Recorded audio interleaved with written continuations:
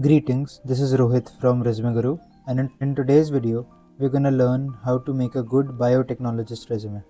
So let's get started. So who exactly is a biotechnologist? A biotechnologist applies biological and technological knowledge to develop products, processes, or solutions that improve health, agriculture, and the environment.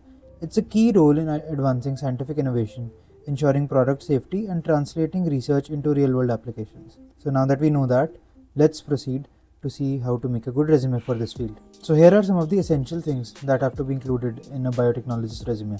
The number one being highlighting lab techniques and tools that are relevant to your role. Now these act as keywords and hard skills that highlight your skill set and emphasize what you're good at in your resume. Next is quantifying your achievements. Now in your resume, when you include numbers such as percentages, numbers, monetary values, when you add all of that increases the value of your resume and your work experience. Let's say if you increased efficiency or accuracy and you're able to give that in terms of numbers, that's great. That's something you should do. One pager resume. Now this is kind of optional, but if you have like a entry level experience at the moment, you should go for a single pager resume, because that way the recruiter wouldn't have to spend much time going through your profile and you avoid the chance of getting skipped, because a recruiter has to go through a lot of resumes. So only making it a single pager one makes it easier for them to go through your profile. Use a concise, results oriented experience section. Of course, now the experience section is very important, because as a biotechnologist, your experience matters a lot. So you have to ensure you are using concise and result oriented pointers in your experience section. As mentioned in the quantification part, you have to talk about what results you brought for the company, rather than just talking about your generic responsibilities, because everyone can write those responsibilities. What result you got with the work you did, that's what's important. Next, let's go through a resume sample to understand how exactly a good resume looks like. So this is the resume of a senior biotechnologist. So let's go through it one by one to understand what goes where. So for the first section, you start with the contact information. So that is your name, your position name, basically what role you have or what role you're targeting. So in this case, it's a senior research associate. Then your contact details, your email address, your LinkedIn URL, and if necessary, your GitHub URL. How is the summary section. In the summary section, this is where you talk about a brief overview of yourself.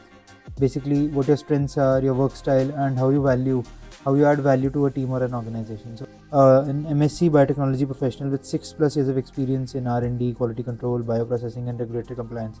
Now adding things like these act as keywords. This is what recruiters are searching for. So adding all these keywords and making them bold right up front, that makes it easier for the recruiter to understand what you're good at. So this is something we definitely recommend. Next is the core competency section. This is basically a section where you add all your skill sets, your core competencies that the recruiter might be looking for. In this case, it could be molecular biology techniques, bioprocessing, fermentation, quality control and assurance, bioinformatics and statistical analysis, things like that. All of these are very important keywords for the role that you're looking for, so they should be added here. Next is the experience section.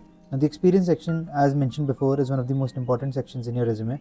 This is where you talk about what exact results you brought for the companies you worked at and how exactly were you valuable to them. Talking about this professional, they basically mentioned that, of course, they mentioned their role, senior research associate in biotechnology, their position name, the company name, and the date from when to when they worked there. And then you have to give your information in bullet points, not paragraphs. Paragraphs make it very difficult for the recruiter to read it properly. So instead, always go for a bullet point format. Now, every single sentence is starting with an action verb. Action verbs are basically, you could say, ED verbs, like verbs that end with ED, talking about what exact action you did, rather than just being very responsibility oriented. This makes you seem more action oriented and looks a lot better. One last thing to mention, all your experiences have to be mentioned in a reverse chronological order. What that means is you start with the latest experience and then go to the oldest experience. Next is the education section. Now the education section is very straightforward. All you have to do is add the name of the degree, the name of the university, and when you graduated. If you've been working for a long time, you don't need to add your grades as such. If you're just a fresher, then maybe you could decide on adding your grades. You could maybe add your your subjects or any extracurriculars you did. But if you have had work experience for a couple of years also, then you can skip adding that and make it very brief. Next is the certification section. Now, apart from your work experience, having certificates for particular aspects of your skills makes you sound a lot more credible. So that is also a very good thing to add in your resume. For this particular client, they've added certified in good laboratory practices, regulatory affairs for biologics, data analysis in R. So things like these certifications they've added, and that adds value to your resume. Next is technical skills. These are the hard skills that you have that have to be mentioned separately.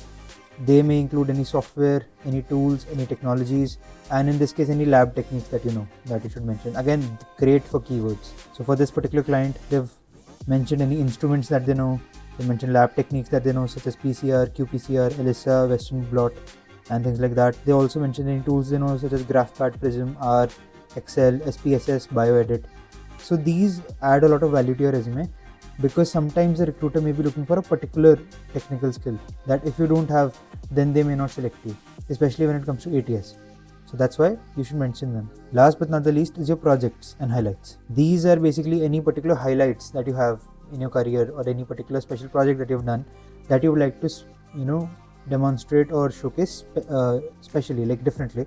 So you can do that here. This is an optional section, you don't need to mandatorily add it. In this client's case, they've added things like contributed to the development of recombinant vaccine candidate, successfully led technology transfer of fermentation protocols, or authored 3 internal white papers. Now, let's say if you have authored any papers, any publications, you can add those as well. So that is our entire coverage on how to make a good biotechnology resume.